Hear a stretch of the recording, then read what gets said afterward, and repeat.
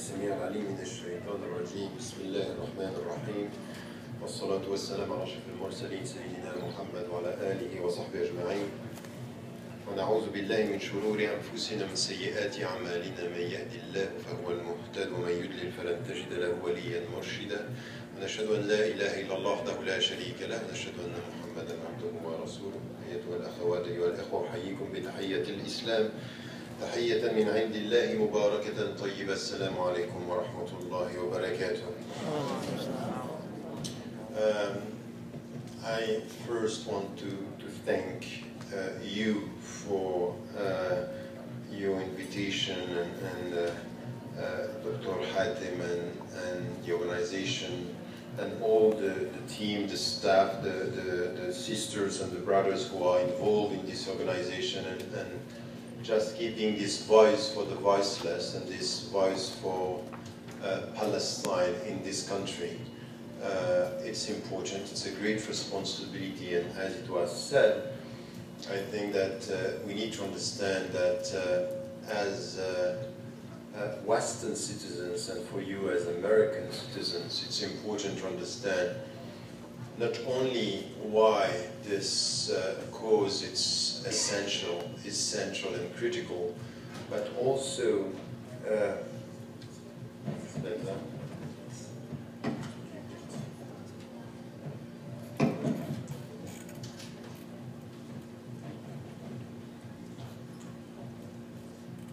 that's better.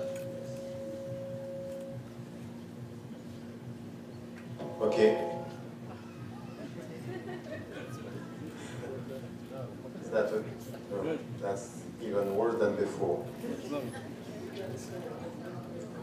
From this? Yes, but I can't like that. So, yeah. Is that okay? Like this is better. Can you hear me? Yes. Okay, thank you. So, what I was saying is that we need to understand how central and critical is this cause, but also the connections, as it was said, between your life in the West and also the support for oppressed Palestinians and people around the world, and to understand your responsibility. Because it's true that we are talking about being citizens, we are talking about our responsibility as American or Western citizens. But at the end, there is something which is deeper than that. And what is deeper than that is when you understand that your life has a meaning. That we understand that there is a connection with Allah and a connection with your heart and your mind. At the end, the very essence of everything is, what is the meaning of your life? So it's beyond just, struggling for justice. It's just, if you live your life forgetting the meaning and forgetting the goals and forgetting that you are here just to promote what is right and to resist what is bad, and to be a witness to your message before people. You know this. كنتم خير أمة أخرجت للناس. You are the best community for people with condition.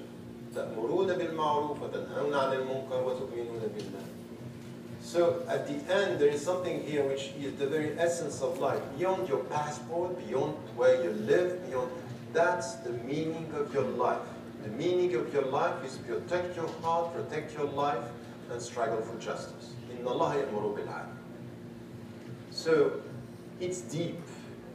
So anyone who is just coming to me and trying to translate even our commitment to Allah as something which is, I believe in Allah, I pray my 5 prayers, and I can pray even during the night, I fast during Ramadan, and understanding that it's enough, that's not it.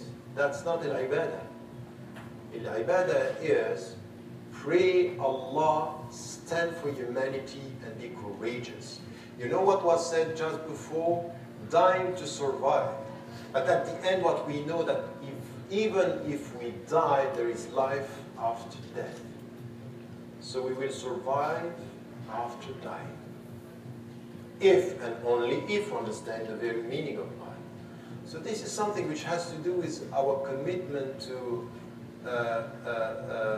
لِتَكُونُ شُهَدَاءَ عَلَى النَّاسِ, is to bear witness to the message before people. And this is why I'm saying this. Because what I think it's important for us is to understand that our religion is teaching us to stand up for justice and from the singularity of Islam to come to the universality of our human values. So when I'm speaking like this, anyone in the room who is not a Muslim can understand what he means. Meaning, yes, we have a citizenship and a Christian, a Jew, a Buddhist, a Hindu, a Muslim, an atheist even, an agnostic, when they understand the connection between believing in Allah and struggling for justice, say, okay, if this is your message, I'm with you. So we are not talking about Islam as our difference. We are talking about Islamic values to show the common values and the common principles. And this is where you are not Americans and you are not in the United States of America by accident. And if all the people are scared to speak, to bear witness to the truth, mean you should be courageous enough to speak out. If not, you are not witnesses. You are just invisible believers, and this is in contradiction with the very essence of the religion. A visible Muslim is a Muslim struggling for justice. It has nothing to do with the way you dress.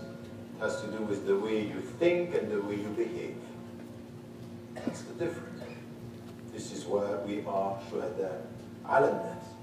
Having said that, and understanding the centrality of this conflict, as it was said, it's also important to understand that while we have been discussing about the Arab Spring and the revolutions in the Middle East and the new Middle East, we need to get it right. There is a connection between everything which is happening in the region and the conflict.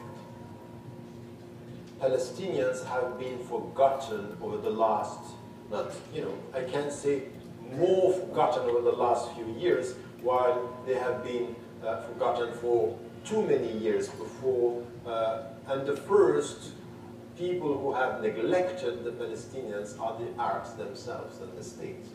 So we can blame the United States of America, we can blame the West, but at the end, we have to blame the Arab countries, and we have to blame the Arabs themselves, because the first, when I have people coming to me and to say, the cause of all our problems is Israel and Palestine, I say, no, this is the consequence of previous problems, upstream problems that we have. Knowing this, if we should be critical towards the Arab countries, the first thing that we have to do is we have to be as much committed to change things here as we are critical towards the Arabs. Because if we have exactly the same attitude here, the best thing to do is just to shut up. So the problem is that very often, some at their level, in their organizations, they are very tough with the dictators, but if you see the way they run the organization, say you might have to reassess the way you deal with your brothers and sisters. And it's the same with the political discourse, and it's the same with the courage that we need to have. So this is the Arab Spring, and now we have a new Middle East, which is completely destabilized. Look at what is happening in Egypt, and what is happening in Egypt has a connection with what is happening in Palestine, if you get it right. Don't think that there is disconnect. Don't think that now the Israelis are supporting Sisi. Sisi was in touch with the Israeli before he became the guy he is now, who is a dictator, and this man is a dictator, and we should be against him. You can be critical towards whatever you want before, but when you have a dictator, you should say it. And he's supported by Israel. And remember that the one who was supported before him, the only voice that we heard just before he was dismissed was Israel supporting Mubarak. They don't care about people, they care about interest, and they care about geostrategic interest in the region. And if we are serious about this, we need to get the centrality of the cause by saying we stand for principles. justice, dignity, and freedom for all, and we are not going to keep quiet, we are not going to shut up, we are not going to give up on that. And if we have to criticize the governments, we'll start with all the governments. We know what we are dealing with, and this is where you, as citizens, you can't just keep on repeating that you are victims. Palestinians are victims, you are subject of your own citizenship in this country. So now it's the time to do what you have to do. With your money, and I was surprised, I was expecting, to tell you the truth, much more financial support tonight. I'm surprised. I'm surprised because we know what is happening now. We know we are talking about surviving, and this is the very word, surviving, because what they are doing is just to put the people in Gaza in a situation which is undignified. This is not acceptable. So we can't just sit down and say, we are with them and we are with you, our brothers and sisters, with our words, but not with our money. I'm sorry, there is something wrong here. And we also have to be with them with our citizenship by speaking out. So the new Middle East, destabilized Middle East, is very much a situation when you can see that what is happening in Egypt, what is happening in Syria. Don't you think that all these divisions that we have, Syria now, it's what is called by the State Department a low-intensity conflict. It's within the borders, it's destabilizing the whole region, but some are getting some interest with this destabilized region. And situation, and mainly what we have now, colonization is going on, and they are having their plan, they are carrying on, and whatever is happening with the Palestinians, no one is reacting. Yesterday we heard the Netanyahu and the Israeli government saying, we can't deal with the Palestinians, they are divided. So we stop the peace process. Now they are trying to unite. We can't deal with you because you are dealing with terrorists. So what? Divided we can't, united we can't. In fact, you're not interested. We know you're not interested, and we have to keep on repeating this. Israel is not about peace today. Israel is about a project which is colonizing and making the two-state solution an impossible situation and solution. This is what we have. Have friends who went there and they are dealing and seeing what is happening on the ground and say, that's not going to happen. The two-state solution is dead because Israel doesn't want it to happen. And as you said, Jimmy Carter said it before, no, please, don't clap, just think. So, the point here is for us to be courageous and to be able to say things. And sometimes if you can't speak, let me tell you something. If you can't speak, if you are scared to speak, at least give with your money what you cannot say with your mouth. At least you have to give with your money what you cannot say with your mouth. But if you don't give with your money and don't speak with your mouth, what are you doing? What is the point? And I think that it's not only here, because you also have a responsibility. The fact that you are here means that you care about it. And alhamdulillah, and we have to thank you for being here. But please don't stop talking, at least by informing people outside this room. This is your responsibility. This is the very essence of this organization, is to speak out, to inform the people, to let them understand. In schools, in the ordinary citizens, in the streets, let the people do the job. And you need to understand that if we don't have prime time TV programs, we have the streets, we have our neighbors, we have our colleagues, we have the people. We should speak, and he can tell you something. If we speak the right way and we explain what the Palestinians are facing, the people can understand and the people will be on our side. And this is why there is this campaign against the Muslim presence in the West, because they know that we are not going to give up. They know that we have the number to let the people know. They know that we can do anything, all the alternative media, internet, we are powerful if only we get it. If only we are aware of the power on our side, and why, in fact, we should not be scared. They are scared. They are fearful. Now, they are full of this fear that is, oh, now they are understanding how it works in the West. Now they are settling down. Now they have a new generation of people coming. So we need to put all our effort and to be aware. The power of the dominant is to let the dominated think that they don't have power. to liberate themselves. This is the psychological colonization. This is when your mind is colonized. You think that, and this is why it's exactly this. You know, when the Prophet ﷺ went and he was looking for the truth, the first thing that he got coming from Allah, when he got Iqra bismi rabbik, was the power that you have now. Read, because when you read the world and when you read the signs, you know that I am with you and you are powerful. You are going to face this, and when Waraqah ibn Nawfal was there, they are going to attack, they are going to reject you. The understanding is that Allah is on your side. Because you are on the side of justice, because your cause is the right one. So we need to get that even if it seems that they are so powerful, this is now a situation when this power is shaken. So this is why we have to be structured, and this is why we need to understand that. So this is your responsibility, and especially in the United States of America. Because this is where we can see, you know, I'm living in Europe, and I can see that there is a movement. Just figures speak. You know, in 67, in 67, 73% of the Europeans were supporting blindly Israel. Now, it's 67 in Europe who are supporting, 67% of the people are supporting Palestinians. It means that it's moving. And they know that. They know that the more they have citizens, the more this awareness, we are doing the job. And it works.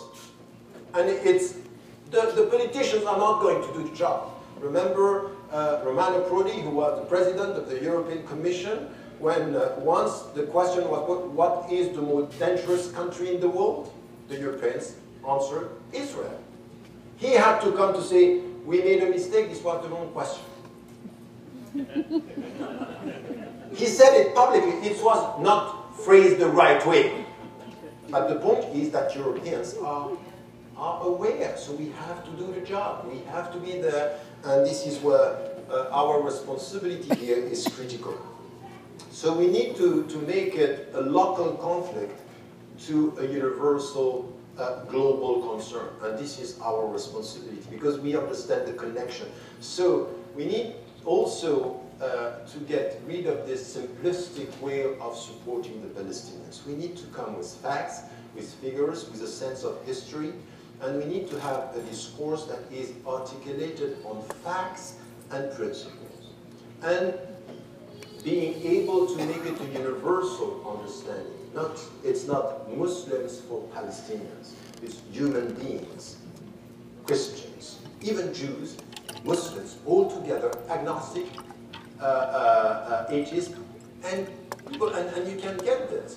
You know, when I was in India and I went there to visit monks and Buddhists. This was a few years ago. And you can see in India that they are supporting Palestinians almost, you know, naturally. We are on their side. So it's very rare that you will see southern countries supporting Israel. They understand what is happening. But we are self-isolating ourselves into something which is the wrong way of putting it. And when you are in the United States of America, you need to come with this very strong discourse. And I can tell you something. If you know how to translate this into a discourse of principles, it's even there that people will understand that our religion is not a religion against the West. It's a religion for common principles. The way we are going to talk about it, the way we can talk about this, is also helping not only the Palestinians, but our own cause in the West as Western Muslims and Muslims working for the right in the right way. So what I wanted to see here is also something that it's important when it comes to what is happening there. When you listen to some of the lobbies that are working in the city, you have now trends, and we have people who, it's going to be slow, it's going to take time, but you have now intellectuals and you have scholars, people who dare to come and to say, look, this country is pushed by people and lobbies that are much more protecting Israel interests than the American interests. So they are putting the United States of America in a very bad situation. So these are people who understand that this lobby, AIPAC, for example, very powerful, and they will be powerful for years to come. But this is where we need to understand that within academia, within the society, there are voices with whom we can work. We should be in touch with them. We should share with them information, and we should promote this kind of discourse. So crossing the board, crossing the communities, crossing the religions, this is where we need to be here working with them and being able to speak about what is happening there. And what is happening is, once again, as I said, this ongoing colonization in Palestine is something that is facts are very tough on this, and we need to come with this understanding and promote what is happening on the ground, not only talking about what is happening, because what happened over the last 3 years, for example, is that we are less present, and we are only present where there is an attack or an aggression. I think that this is why we need to understand that we should stop this media coverage or following the media coverage on Palestine. And this is why this organization, it's important ongoing information to do the job at different levels and not only when things are happening. Now, there is something which is deeper than that. And as much as it happened also with in Afghanistan, it started in Palestine. You know, once I was, it was 3 months ago, I was working on the Rohingyas in Burma. And I was asking, because I have been so much involved with monks and Buddhism and trying to understand the very essence, and it's really a spirituality that is promoting non-violence, and this is the essence. Of course, in history, there were transgressions or distortions within the understanding and within the communities, the Buddhist community. And I was talking to two monks, and I was telling them, how come you have monks supporting this extermination, which is a genocide in Burma? How come? And he told me, you know what? When in the name of your spirituality you see monks dehumanizing the others, saying these people are no longer human beings. They can be treated, they are not in our humanity. And while he was saying this, at one point he stopped, smiled, but with something which was a smile of sadness, and said, it's exactly what is happening with the Palestinians. Dehumanization. It's as if we are just having numbers, they are not human beings. And if they are human beings, they are going as far as to say, remember the rhetoric of the Israeli government saying, the mothers, the Palestinian mothers, they don't like their kids. They put them on the front. It's as if they don't have heart. They are nurturing a cult of death. You get that?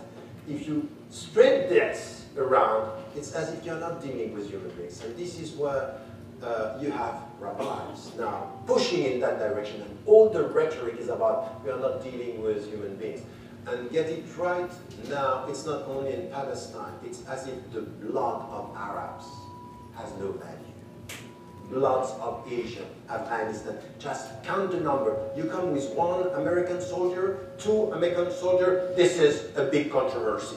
Hundreds of Arabs, hundreds of Africans, that's not. This hierarchy that we have, that is coming to us, we as Americans, and you as Americans, and us as Western Muslims, we have to resist this. This is in the name of La ilaha illallah, wa tawheed, and fahm, and the humanity. Ya ayyuhan nas, that this humanity is based on we are all coming from dust and we are all equal before God. You have to resist this discourse because you have fellow citizens that are now colonized with this hierarchy between us and them. And their dead are not exactly the same as ours. If this is now normalized, civilized, this is the end. It means that we are dealing with an arrogant civilization, and you are part of it. Because when we speak about America, we speak about you.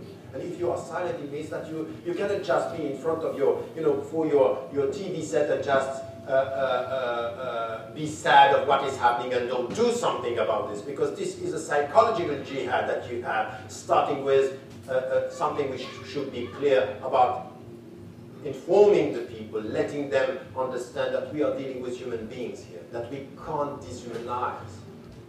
I'm sorry that sometimes even in your country, the way we are dealing with so-called terrorists, it's as if we are not dealing with human beings. What I was pushed, and I saw this with Muslim leaders in this country, I was against the rhetoric coming from bin Laden. But when I was asked after he was killed, are you happy? I said, no, I'm not happy. I will never be happy when you kill somebody. If you can catch him and judge him, you do that. But you don't ask me to be happy because you killed him. And when you kill, even I was against Gaddafi, I won't be happy the way he was killed. We have to ask the people to be judged and the people to be respected, because life has to be respected. It's sacred, even the life of the worst people. And we can't do that. We can't just accept it.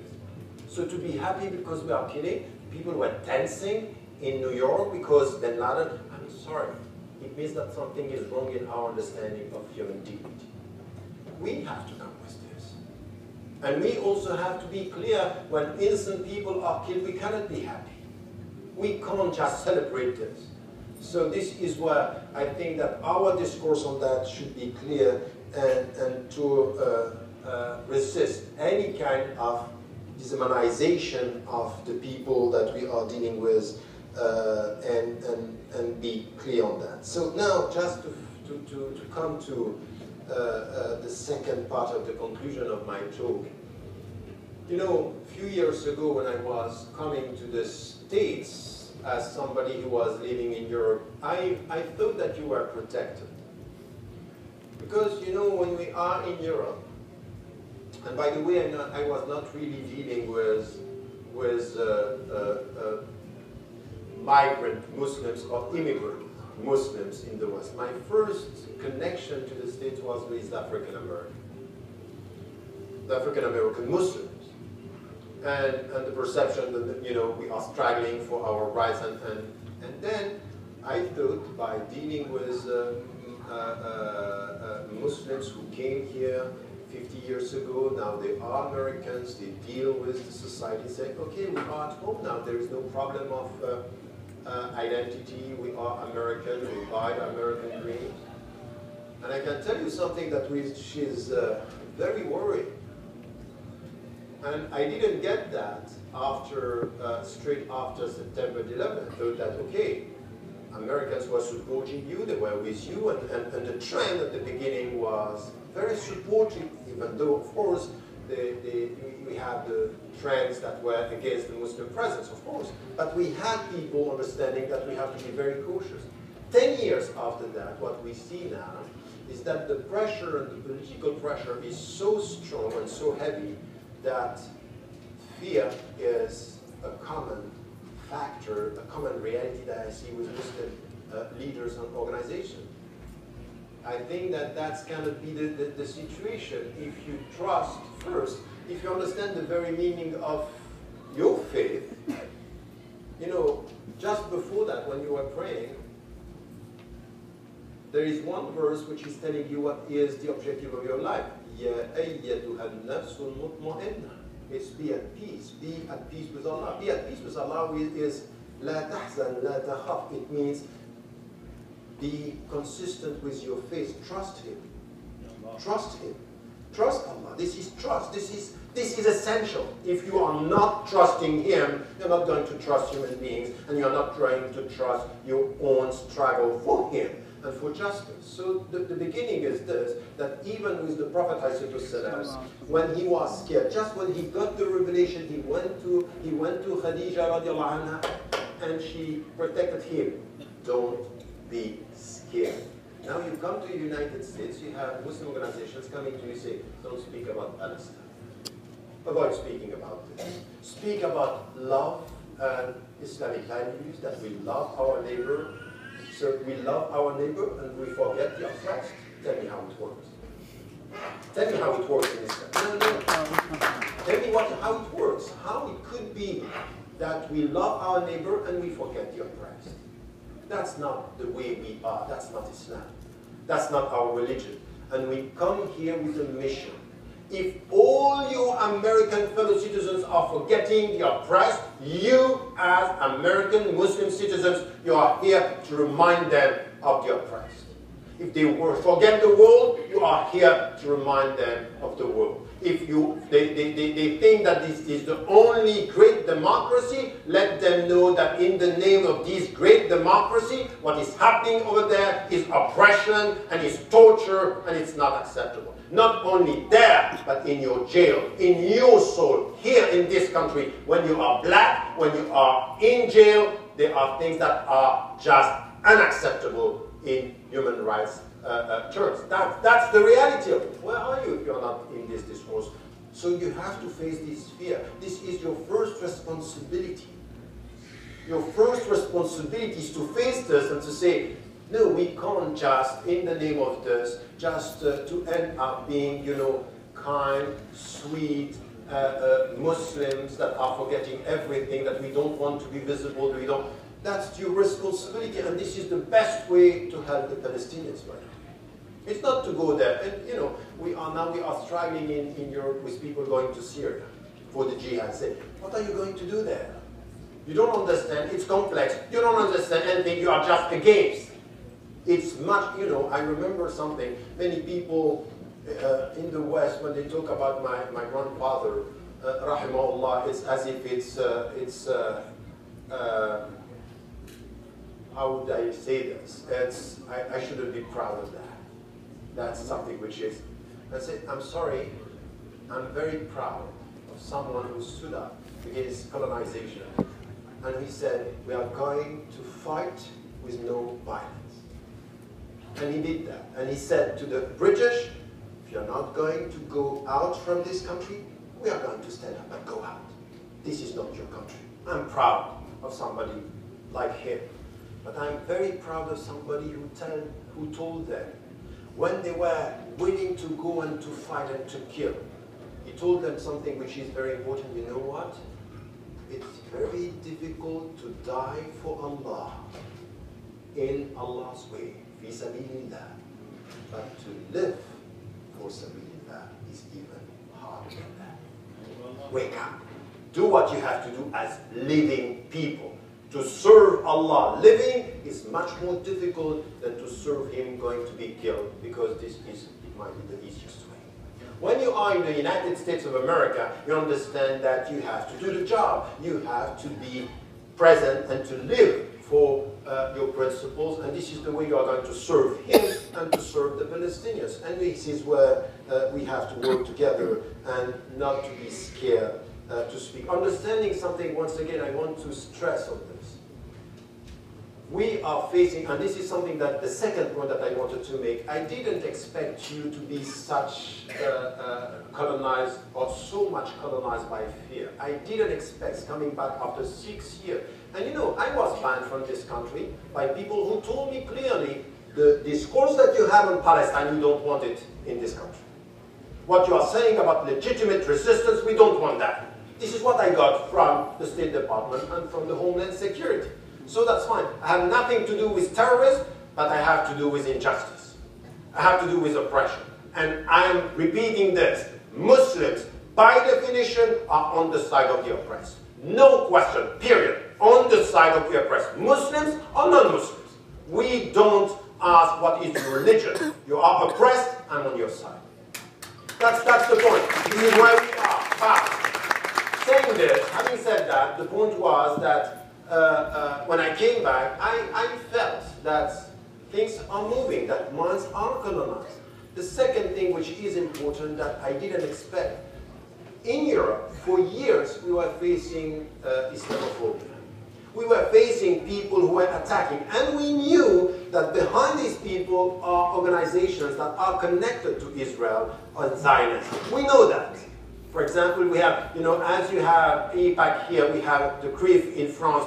These people are blindly and sometimes even more radical than Israelis in Israel, in France, in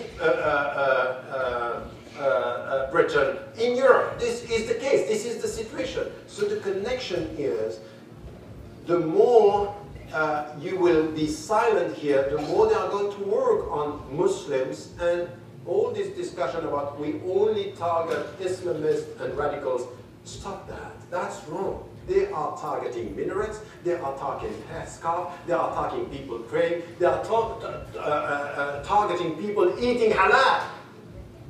They don't want halal meat in school, and some politician was joking and said, what are you scared of? Do you think that you are becoming Muslim because you eat halal in school? Meaning here that there is a very clear policy, and it's now coming to you. Look at all the people who are behind the Sharia bill campaign. All these people, the great 80% of the people who are involved in this are connected to organizations supporting Israel. That's the reality of it. So you want to live a successful life in the States, you better wake up and understand the connection. Not only to be against this Islamophobic discourse, but to connect and to say, we are for justice here and justice there. Living together here, living together there. The same principles. We don't have a double talk. You have. They have a double talk. They don't speak the truth, and we have to speak the truth. But we should be courageous enough to be involved in this in every level. So I would say here that it's important. Last two things that I wanted to say, which is important, and this is why I'm supporting. I said this to Dr. Hatem, whatever you want me for the Palestinian struggle, I will be there. This is not a question, and I said it in Europe and in the West. This is where we have to be. But I think that there is something which is important and that we need to get everywhere. This organization, it's started with Muslims, and it's American Muslims. Now, what is important is to go beyond the Muslim community, to deal with the Christians, to deal with even some very courageous Jews that are facing. I wrote a book right now. It's a dialogue, it's in French. It's called Le Péril des Idées, with one of the greatest French philosophers and anthropologists, Edgar Morin. He's a Jew this is the third book that I'm writing with people who are from Jewish background. He is an agnostic. But he was facing Israel by saying the Palestinians are right in resisting. The same with Alain Grèche. We wrote a book in the 90s. And you need to have people with us who are not Muslims, but they understand the principles, and we have Christians doing the same. So it's your responsibility to get this right. The fact that we are going beyond our communities, this is what we need when we are struggling against Islamophobia in the States. You need to have fellow citizens with you. The same when it comes to Palestine. To Palestine, we need to have crossing the board, something which is now a national movement beyond communities, beyond cultures, and beyond religions. This is the target. This is where we have to be. But to do this, we need to understand our role within the society, which is not to be, reactive on the defensive, assertive and open, and confident. Confidence, self-confidence, serenity. This is what is the very essence of Islam. So the dua that we are making, this dua are coming with some peace in our heart. But dua is not things that we do between brackets. Dua is life for our life. Ittaqi da'wat al-madlum means what? It's be careful with the supplication of the wrong or the oppressed people, because there is no veil between them and Allah. This is what the hadith is saying. It means that this is where we get the confidence. This is why are you scared? Go ahead with confidence and openness. Smart, open, and confident. Smart because it's a strategy. We are dealing with politics. Don't be silly. Because some are supporting the Palestinians and we say, you know what? The bad thing that you can do for the Palestinians is just you keep quiet. Don't speak. Just support them with your heart and your money, but don't speak. and others had to do the job. When you listen to, we listen to you, you understand that there is study, there is an understanding, we know how to deal with the society. This is a field, this is a scientific thing that we need knowledge to know how to speak. Communication is knowledge. Knowledge is where we can understand and get a better communication. So this is one thing. Then we have also to get openness, is to deal with our fellow citizens, and then we have to have this confidence. This is where we have to be, and this is the way we have to support. Also something that you know, just after what happened in Gaza, we were working on a non-violent global movement. Non-violence is also something which is important by, you know, boycotting, sanction, divestment. All these things are part of, and we have to be committed. Let me tell you something, and it's the last advice here, that we need in our life to know what is halal and what is haram in what we eat and drink. You know this. And you know, you need to understand also al-illa, as we know, al-manat, which is what is the raison d'être of that. So sometimes Allah subhanahu wa ta'ala is saying, al-aslu fil ashya al-ibaha, this is the rule that the scholars were talking about, is that the first principle in Islam is permission. And we have limits. What is the very meaning meaning of limit? Is to remind you that here you need to remember Allah. Don't do that. This is hard. This is the very story of Adam and Hawa alayhi salam. Meaning what? Is don't come to this. You might not know why, but the prohibition is remembrance. Come to Allah. What we need to do when we are dealing with a new context, that sometimes we need to choose 1, 2, 3, 4 products that we're not going to eat and to use. Why? It helps us to remember. I don't drink, I know it's difficult in the States, I don't drink Coca-Cola. I don't drink Starbucks. I don't go to McDonald's. So I'm going boycotting, not only because of Israel, but because of the system and the whole philosophy of life they have. The way they deal with people, the way they deal with nature. I don't do that. So this is not a fatwa, this is my personal, there is something like, I can defend this in Islamic terms, but it's a personal decision. But I would say that sometimes in your life, when it comes to this, have 2 or 3 products. For yourself and your family, we don't drink that. We don't eat that. It helps us to get this consciousness that there is something wrong with this. We can't avoid everything. We know it's not possible. But symbolic product, just for us to be clear that we are supporting the BDS movement, and this is something that it's a culture. This is education, daily education for us to remember, and I would say that this is something that it's important. Let me end with something which is important. With your money, supporting, with your courage, speaking, with your life, struggling. This is what we know, it's Islam. This is what we have to do, and this is the way we have to support the Palestinians, but also changing the situation in your country.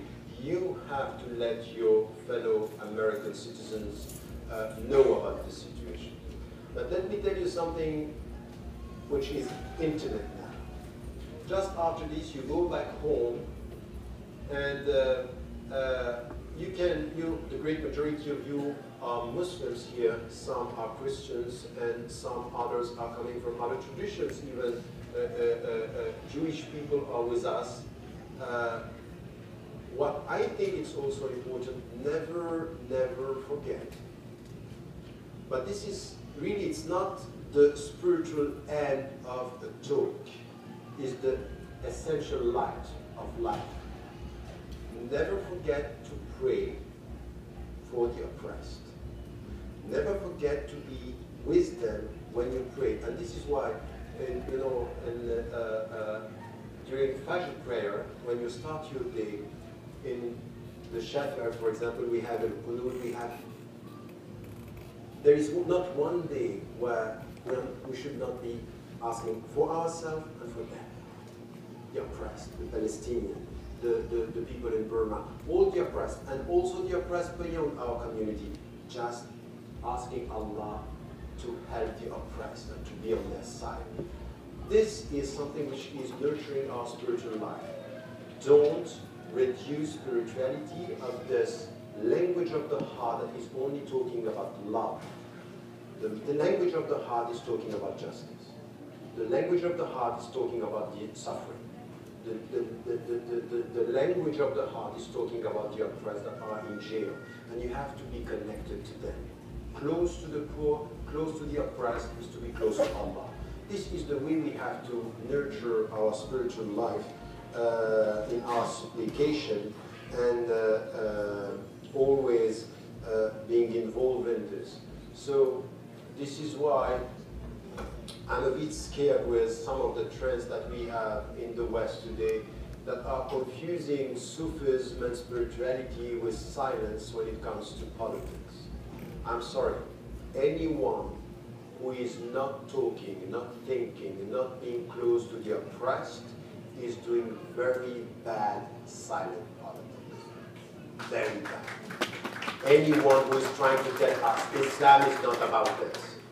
Islam is about this. Islam is about nurture your heart, educate your heart, and the best way is to be close to the poor, close to the oppressed, because your heart will be close to Allah. This is the way we have to be in the United States of America. May Allah help us. Allahu a'lam wa ala wa ahkam. Assalamu alaikum.